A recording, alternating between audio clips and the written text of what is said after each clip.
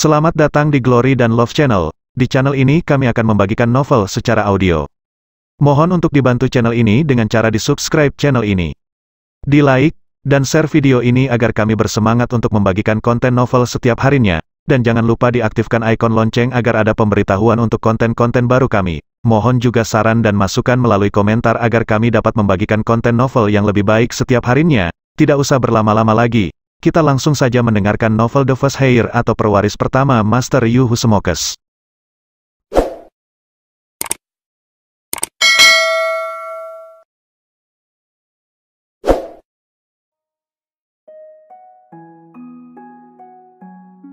Bab 4995 sampai bab 5000. Si Zentian segera memberi ruang untuk Winona Yasen duduk, kemudian secara acak menarik dua murid untuk ikut bermain. Setelah bermain cukup lama, si Zentian menyadari bahwa dia harus melakukan sesuatu yang serius. Game ini benar-benar berbahaya. Dia menepuk kepalanya dengan keras.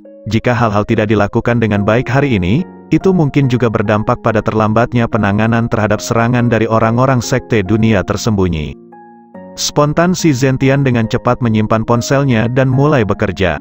Pada saat ini, obrolan pribadi antara Philip dan Soros Yasen juga berakhir. Aku akan memberimu pil-pil ramuan ini. Philip mengeluarkan sekotak besar ramuan dari sakunya, kemudian memberikannya langsung kepada Soros Yasen. Philip mengerti bahwa sekarang Soros Yasen adalah kekuatan pendukung utamanya. Jika ingin membersihkan sekte alkimia, tidak cukup hanya mengandalkan diri sendiri. Ketika mereka bereaksi, mereka akan menyusahkan dirinya. Philip hanya mengandalkan keterampilan alkimianya untuk menekan sekte alkimia sekarang.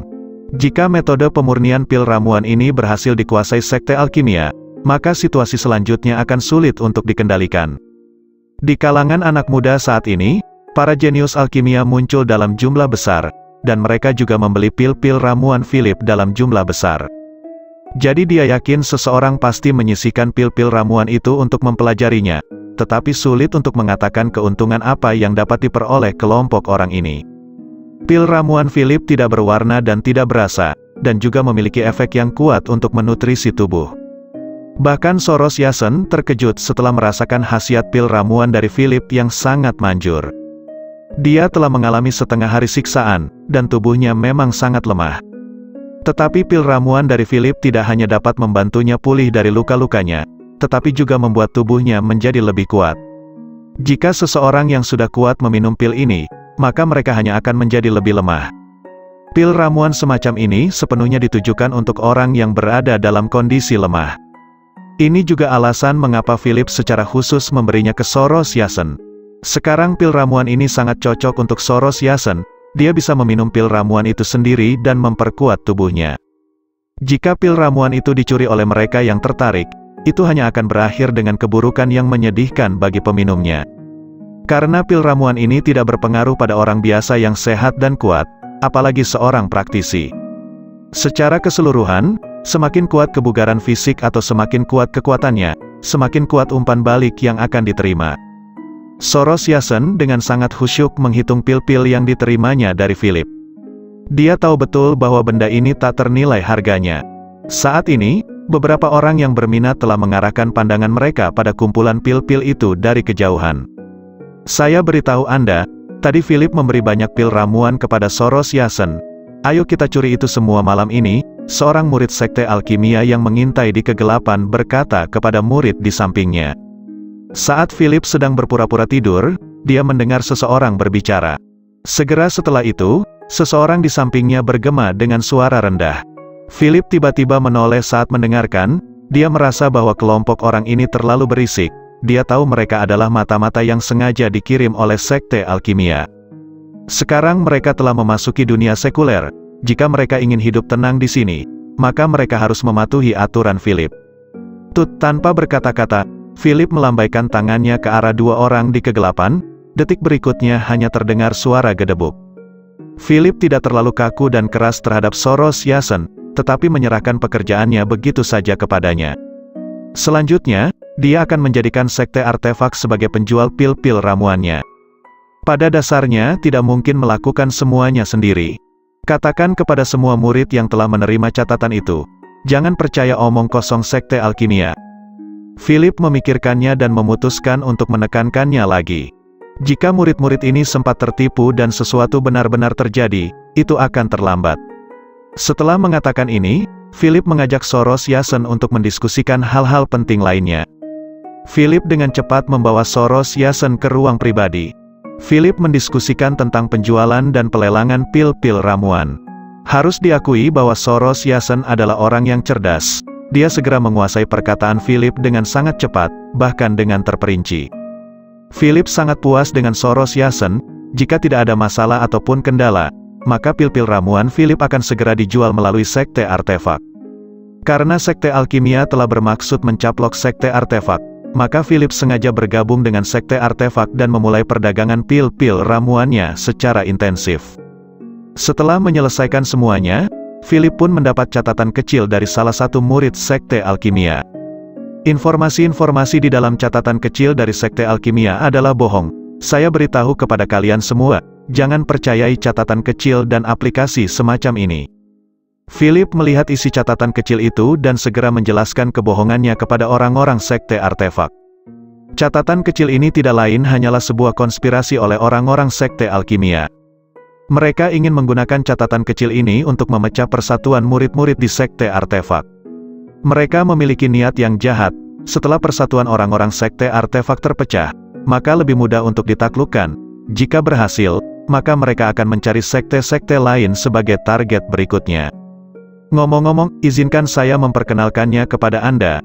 Dia adalah murid tertua dari sekte artefak kami. Namanya Schneider Winslow. Pada saat ini, Soros Yasen tiba-tiba menarik seorang pria dari samping.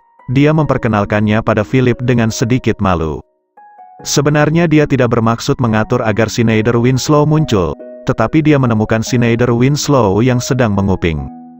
Schneider Winslow merasa kagum kepada Philip, dan rasa penasarannya sangat besar. Dia bermaksud mengobrol, tetapi melihatnya sedang sibuk, sehingga dia menunggu dengan sabar hingga Philip selesai. Pria ini terlihat seperti orang biasa, namun memiliki penampilan yang tampan, tapi penampilannya terlihat sedikit aneh, dia terlihat seperti banci. Menurut kebiasaan yang ada di sini, seorang pria muda seharusnya berpakaian lebih manly. Pilihan lainnya adalah mereka menggunakan seragam sekte. Tapi pria ini tidak memakai seragam apapun, alih-alih memakai celana panjang yang menjuntai. Gayanya seperti seniman yang sangat terampil, seolah-olah dia dapat membuat lukisan yang indah. Seperti seniman pada umumnya, dia mempunyai kepercayaan diri yang tinggi. Rambutnya tampak panjang dan acak-acakan saat berdiri di samping Philip. Saya pikir isi dari pertemuan kita hari ini adalah untuk mendatangi sekte-sekte yang telah ditekan oleh orang-orang dari dunia tersembunyi, kemudian mengusir orang-orang itu, kemudian kita akan bersenang-senang. Pria seniman ini tiba-tiba berbicara. Mendengar kata-kata pemuda seniman ini, Philip merasa bingung. Dia sedikit bingung, tapi dia masih bertanya dengan serius. Apa maksudmu dengan bersenang-senang? Philip tidak setuju dengan pikirannya. Tetapi begitu banyak pemikiran, masing-masing mempunyai alasannya sendiri-sendiri. Mungkin pemuda seniman ini juga memiliki alasannya sendiri.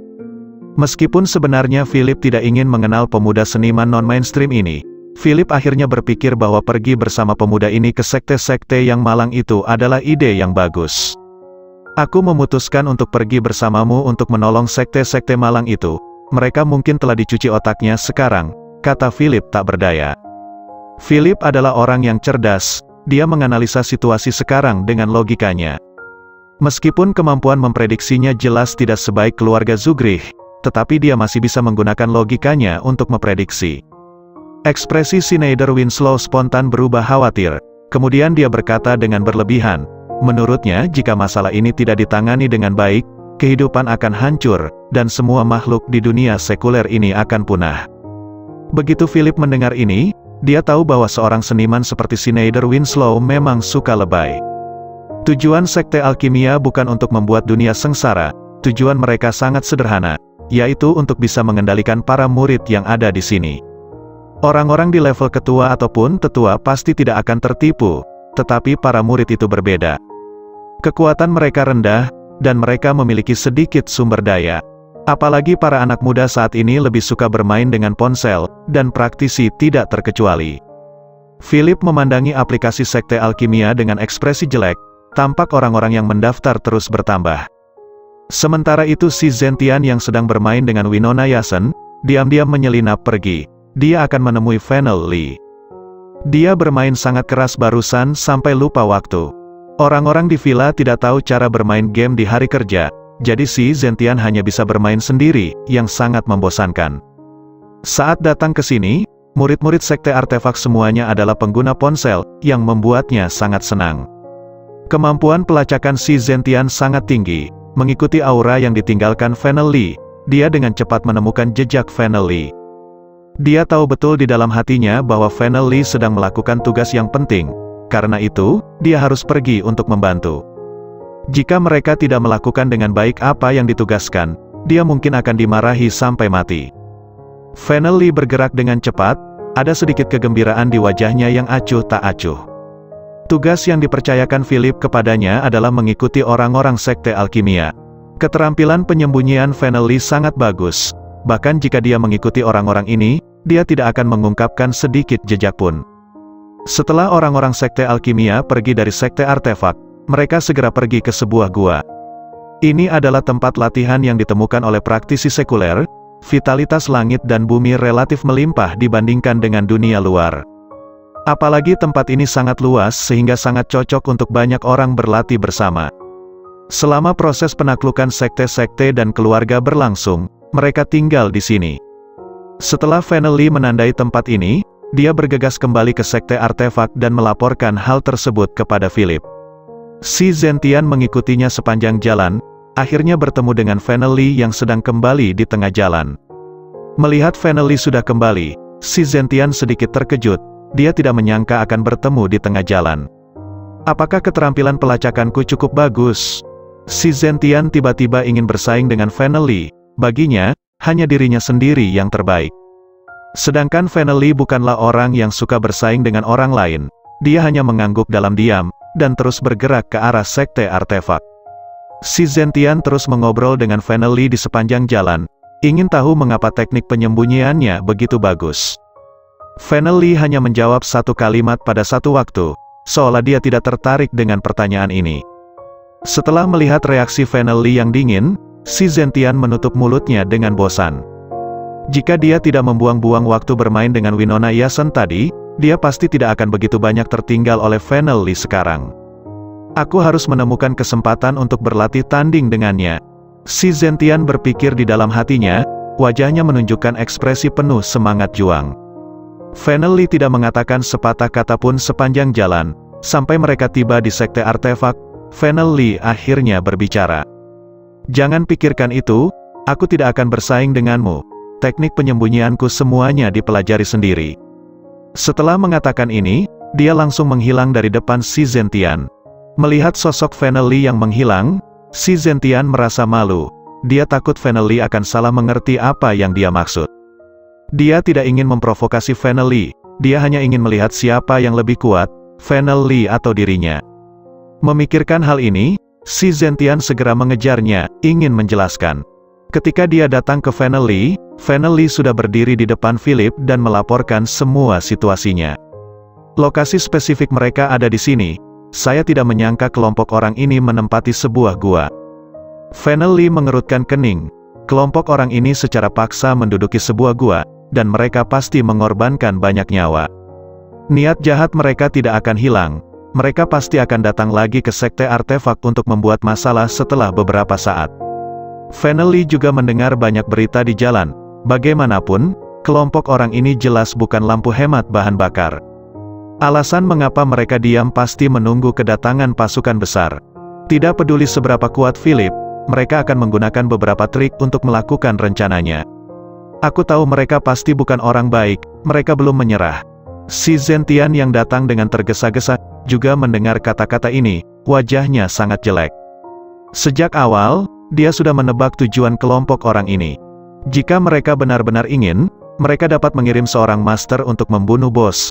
Tapi mereka tidak melakukan itu menunjukkan bahwa mereka akan menggunakan cara yang lebih halus. Mungkin mereka akan menculikmu dan menggunakan keterampilan alkimiamu. Mata si Zentian menjadi sedikit menajam. Menurutnya, gagasan kelompok orang ini cukup menyeramkan.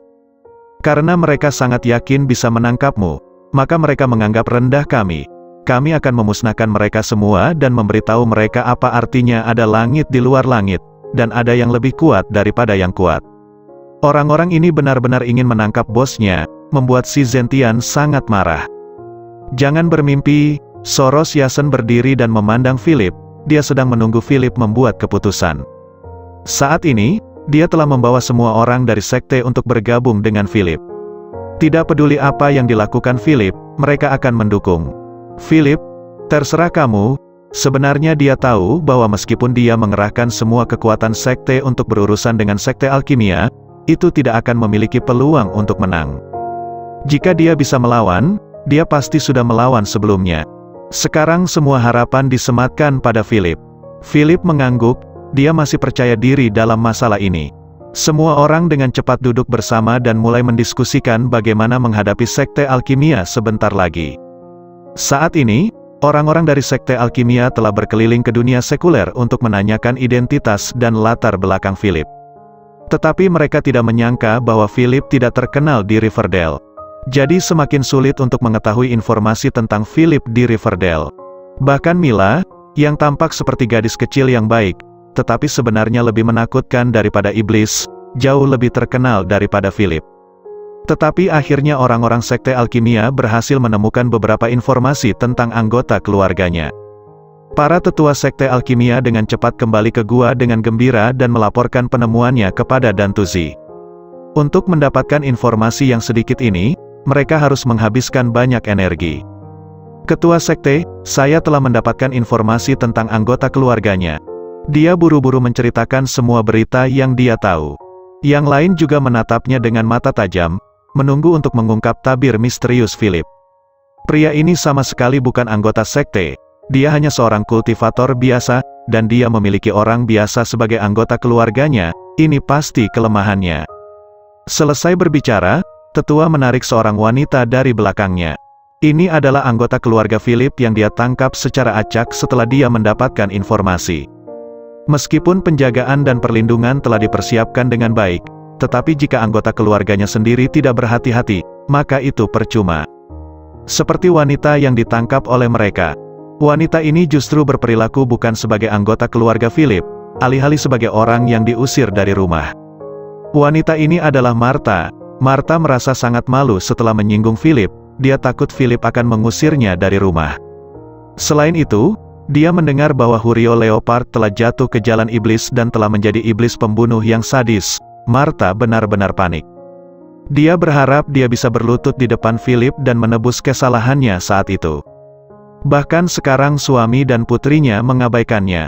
Beberapa hari ini Martha dalam suasana hati yang buruk. Untuk mencegah diusir oleh Philip, dia tidak punya pilihan selain memuji menantu laki-lakinya di berbagai tempat publik, seperti pasar. Pada awalnya, semua orang sangat tertarik dengan hal ini. Mereka semua ingin tahu apa yang terjadi pada putri dan menantunya. Tapi karena kata-kata Martha semakin ngelantur, tidak ada yang mau memperhatikannya lagi. Waktu setiap orang sangat berharga. Siapa yang punya waktu untuk tinggal di sini dan mendengarkan bualan Martha? Akhirnya semua orang memperlakukan Martha dengan sangat buruk. Jika disebutkan nama Martha, mereka spontan pusing. Saat seorang tetua sekte alkimia menanyakan tentang Philip, mereka langsung teringat Martha. Spontan mereka langsung memberikan informasi tentang keberadaan Martha. Di sisi lain, Martha tidak menyangka bahwa dia akan sangat sial. Awalnya, dia ingin mempromosikan Philip, tetapi pada akhirnya berubah menjadi menggali kuburannya sendiri. Saat itu, Martha yang sedang berjalan-jalan di taman sedang bermain dengan ponselnya. Tanpa diduga, seseorang tiba-tiba menepuk bahunya. Segera setelah itu, dia kehilangan kesadaran. Saat Martha bangun lagi, dia sudah berada di dalam gua. Gua ini terlihat agak gelap, namun udara di dalamnya sangat bagus. Martha bernapas dengan rakus, tidak berani membuka matanya sepanjang waktu, karena takut seseorang akan mendekatinya. Sebagai wanita yang cukup pintar, dia tahu bahwa dia diculik, oleh karena itu, dia harus diam dan tetap tenang agar memiliki kesempatan untuk melarikan diri. Tepat ketika Martha menarik napas dalam-dalam, seorang pria tiba-tiba berbicara. "Jangan berpura-pura pingsan di sana, cepat bangun untukku." Begitu kata-kata itu jatuh, Jantung Martha berdetak lebih kencang. Martha mengangkat kepalanya dengan ngeri dan menemukan bahwa pria ini ternyata adalah seorang praktisi. Orang yang berbicara adalah Dantuzzi. Setelah tetua sekte alkimia membawa Martha masuk, Martha berpura-pura pingsan.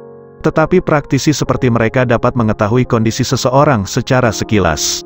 Kepura-puraan Martha diketahui dengan jelas oleh mereka. Setelah mendengar kata-katanya, Martha juga merasa sedikit malu. Dia menyeka darah yang keluar dari mulutnya dan segera berdiri. Menghadapi praktisi, Martha tidak berani menunjukkan rasa tidak hormat. Martha adalah orang biasa, satu-satunya praktisi yang berani dia bentak mungkin hanya Philip. Martha melirik ke orang-orang di sekitarnya, setiap orang ini mengenakan jubah kuno, yang terlihat cukup menawan. Tetapi mereka semua memiliki ekspresi galak di wajah mereka, dan sekilas terlihat jelas bahwa mereka sedang mencari masalah. Martha sedikit gugup, jika orang-orang ini adalah orang-orangnya Hurio Leopard, itu akan berakhir. Dia mendengar kabar terkini tentang Hurio Leopard dari Kinaro Zugrich. Hurio Leopard telah jatuh ke jalan iblis dan menjadi iblis pembunuh yang kejam. Jika orang-orang ini semuanya adalah teman Hurio Leopard, semuanya akan berakhir. Teman-teman Hurio Leopard jelas bukan orang baik. Apalagi dia ditangkap oleh mereka, itu artinya dia hanya menunggu kematian. Memikirkan hal ini, Martha berharap bisa kembali ke masa lalu. Tapi bagaimanapun, tidak ada obat penyesalan di dunia. Martha hanya melihat semua orang dalam diam. Dia berdiri di sana dengan bingung. Meskipun kelompok orang ini terlihat baik dan tidak terlihat seperti praktisi, tetap saja penampilan mereka menakutkan. Berbagai kekhawatiran melintas di benaknya, tidak ada yang tahu apa yang sedang dipikirkan olehnya. Mereka hanya diam-diam mengamati wanita ini. Bahkan mereka belum bisa mengkonfirmasi hubungan antara Martha dan Philip. Ketika para tetua menangkap Martha, mereka hanya mendengar bahwa Martha adalah ibu Philip. Tetapi melihat penampilan fisik dari keduanya, sama sekali tidak ada kemiripan. Martha memang lumayan cantik, tapi wanita ini terlihat sedikit terganggu, otaknya seperti tidak normal. "Benarkah kamu ibu Philip?" Dantuzzi bertanya lebih dulu. Mendengar ini, Martha juga ragu. Dia tidak menyangka bahwa sekelompok orang ini datang untuk Philip. Ternyata teman-teman Hurio Leopard ingin membalas dendam padanya. "Mengapa kamu menanyakan ini? Apakah kamu mencoba melakukan sesuatu padaku? Biarkan aku memberitahumu, aku." Slap, Martha ditampar sebelum dia bisa menyelesaikan kalimatnya. Meskipun Dantuzzi memiliki kemampuan pengendalian diri yang tinggi, tetapi kata-kata Martha terlalu bertele-tele, dia harus sedikit ditekan, baik secara psikis maupun fisik, agar mau berbicara dengan benar. Tut, detik berikutnya, Martha terjatuh ke tanah tepat di depan Dantuzzi. Martha yang telah menerima pukulan langsung menjadi jujur. Dia langsung menjawab pertanyaan pihak lain tanpa bertele-tele. Terima kasih sudah mengunjungi G dan L Channel. Mohon untuk dibantu channel ini dengan cara di-subscribe channel ini, di-like, dan share video ini agar kami bersemangat untuk membagikan konten-konten novel setiap harinya. Jangan lupa diaktifkan ikon lonceng, agar ada pemberitahuan untuk video-video baru kami. Mohon juga saran dan masukan melalui komentar, agar kami dapat memberikan konten-konten novel lebih baik setiap harinya. Terima kasih.